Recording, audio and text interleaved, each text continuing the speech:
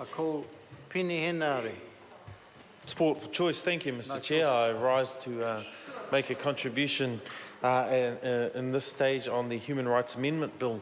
And I want to preface my contribution, Mr. Chair, by mentioning just recently, approximately a month ago, I attended the Ethnic Communities Forum hosted by AUT, and they did a great job at bringing together a broad range of ethnic communities to discuss human rights of all things.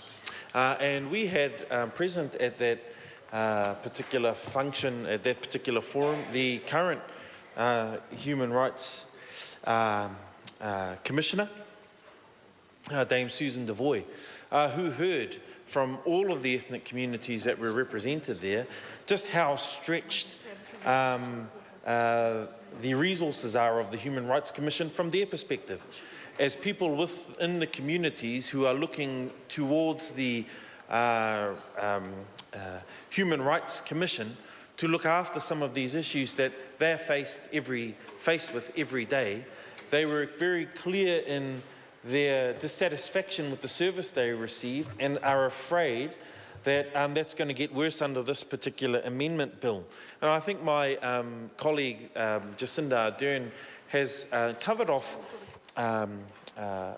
quite well the aspects of the bill that we don't agree with, which is forcing us to not support this, Mr. Chair.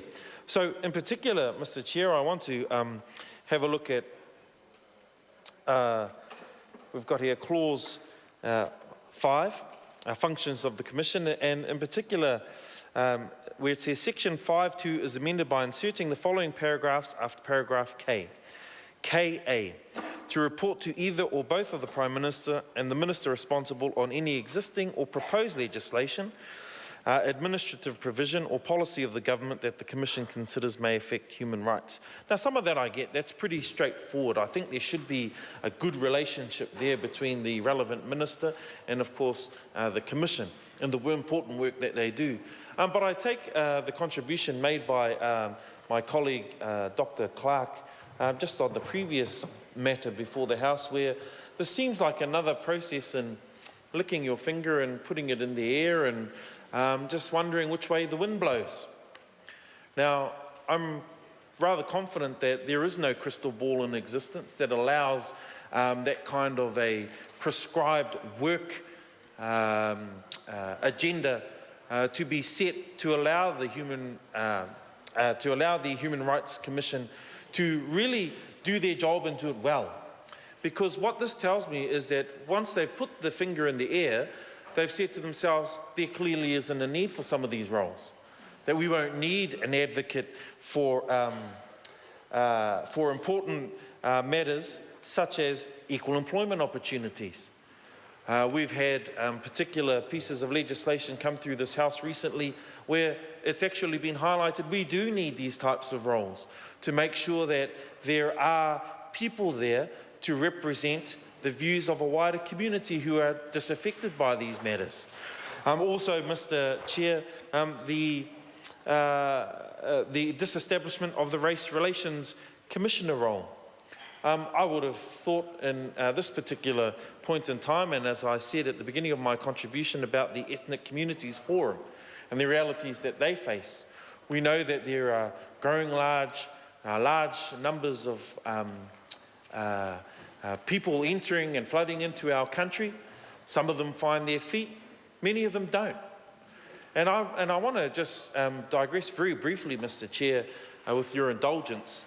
One of the points made by a lot of the ethnic communities there, because one of the panels that I spoke on was about the relationship of the Treaty of Waitangi and ethnic communities. And they wondered if there was any provision or any sort of plan by this government to allow ethnic communities and those who come into the country who set the tests for citizenship can be afforded some sort of training in the Treaty of Waitangi and a bit of history around the Treaty of Waitangi. But I'll leave that on the floor for consideration, Mr. Chair. So it's important then that the disestablishment of the Race Relations Commissioner as a full-time appointment is of huge concern to us. It's of huge concern to us in Tābaki Makaurau, where most of the large ethnic communities find a home.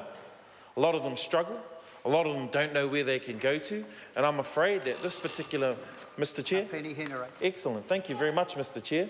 And I'm afraid that sadly, by disestablishing these full-time appointments, we're going to find a group of our society who will not know where to go, who will not have the confidence to approach the office of the Human Rights Commission to express their views, so that their views are heard, so that the role of the Commission can be fulfilled in advising this government or producing the types of evidence and reports that are required to assist this government in making a good policy plan moving forward on how do we help establish the many ethnic communities that find home here in Aotearoa, New Zealand.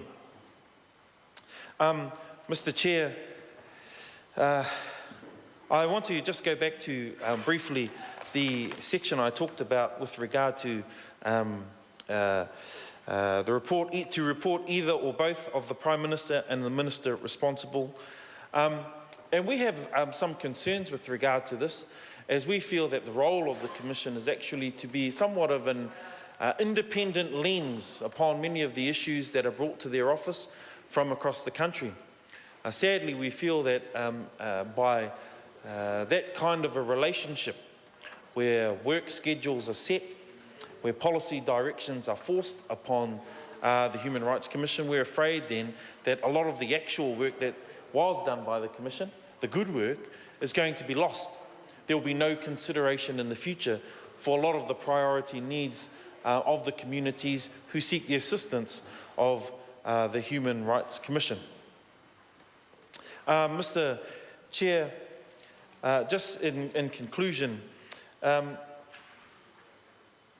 one of the big concerns is, as follows my contribution this evening, is the reduction of the number of commissioners.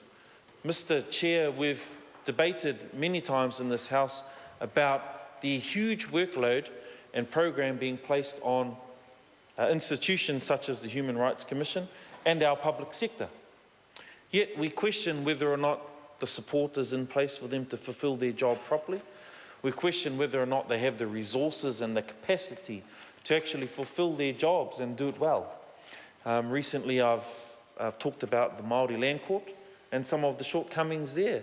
And I'm afraid that this amendment being proposed to the Human Rights Commission is going to just put more stress on them. And I want to finish by quoting, which I've had done before in this House and others have, the expression of Mere Ngaroto from the far north, who said, "Kia ha te mea nui o tēnei ao, māku e ki atu, he tangata, he tangata, he tangata." And I can say, Mr. Chair, that he tangata comes in many shapes and forms. And we're afraid that the proposed bill that we're debating this evening is going to remove the rights and the assistance and the services to those many people in our community that make up that expression, he tangata, he tangata, he tangata. Kia ora tātou. I call up